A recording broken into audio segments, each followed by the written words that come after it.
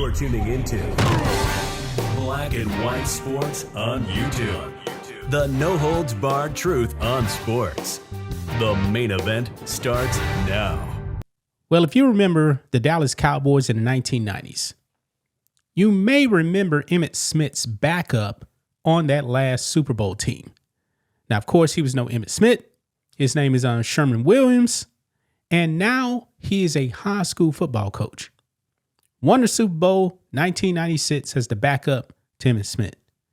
He did some time in prison for, I believe, distributing marijuana. 14 years for that, guys. Now he's out. He's coaching high school football.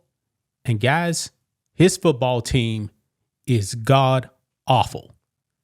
I mean, guys, I was astonished, man, when I actually saw this story here because his team lost, get this, 100-0. I'm going to repeat that again. They lost 100-0.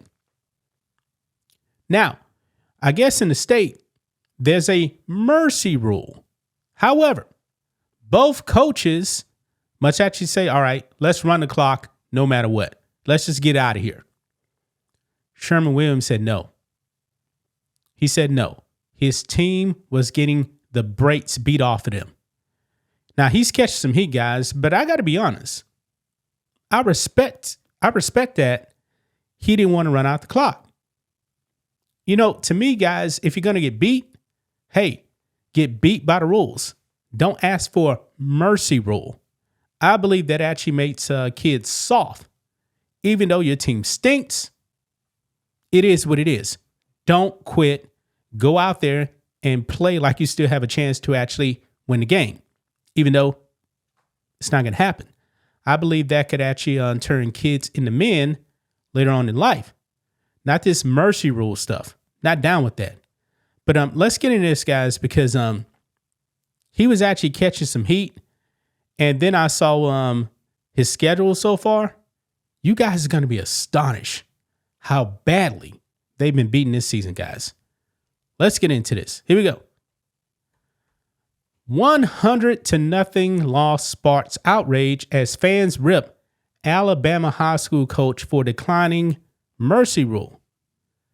Now, former Dallas Cowboys Super Bowl champion and Alabama running back Sherman Williams, the head coach of Murphy High School in Alabama, is catching heat from fans after it was reported that he declined a second half running clock against rival Williamson, only to end up losing 100-0 and creating national headlines.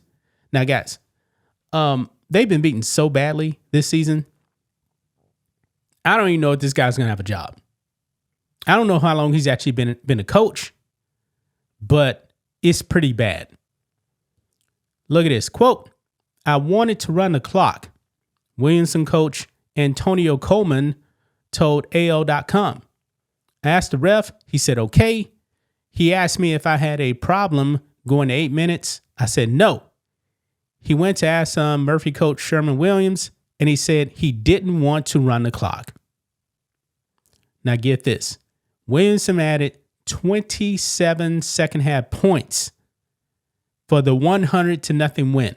So, folks, at halftime, I'm assuming it was halftime, they were blowing the brakes off of Murphy by almost scoring, 70 points almost? I mean, my math is probably a little bit off. They scored, I guess, 67. Yeah. 67 points. Something like that. 73 points. 73 points. That's what they scored at halftime. So it was 73-0 at halftime. Wow. My math's pretty bad right there, guys. But anyway.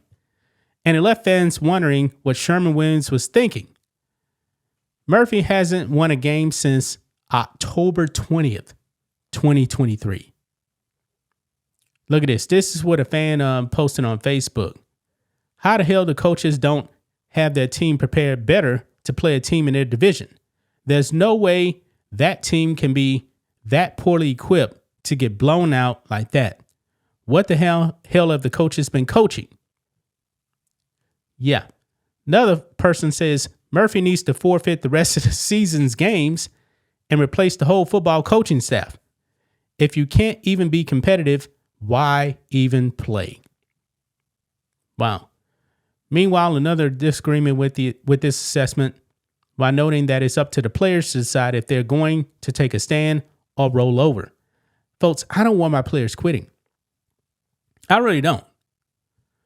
But this person says, quote, "That's just ridiculous. Murphy used to be the best team in the city, but the last few years have been awful. I don't see how they can keep blaming the coaches for losing if the players don't give 100% also. I know they have the talent, just saying.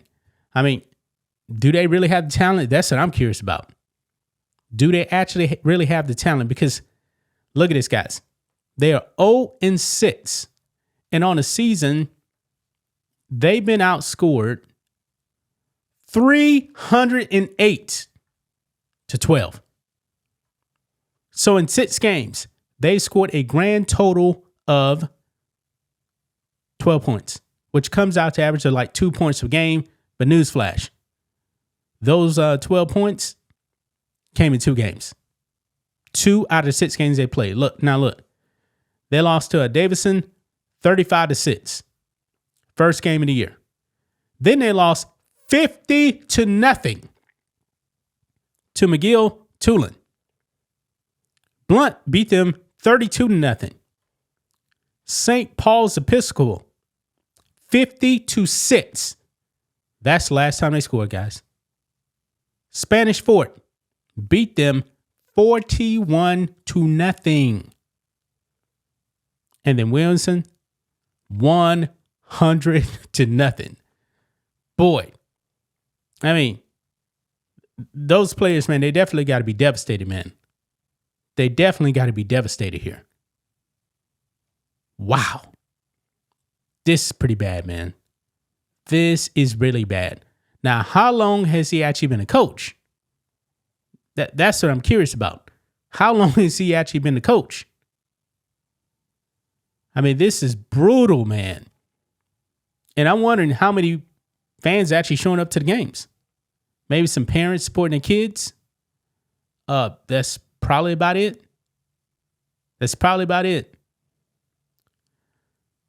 But it says here in 2017, the Alabama High School Athletic Association implemented a running clock rule. If both coaches declared that the game is out of control. Yeah. Quote, Murphy is an academic school, but are hot and cold when it comes to football. They have errors, but their coach is Sherman Williams from Bama Cowboys, and this is his first year rebuilding. Okay, first year rebuilding. Okay. Again, I get it, but to deny running clock and reduce quarters is crazy.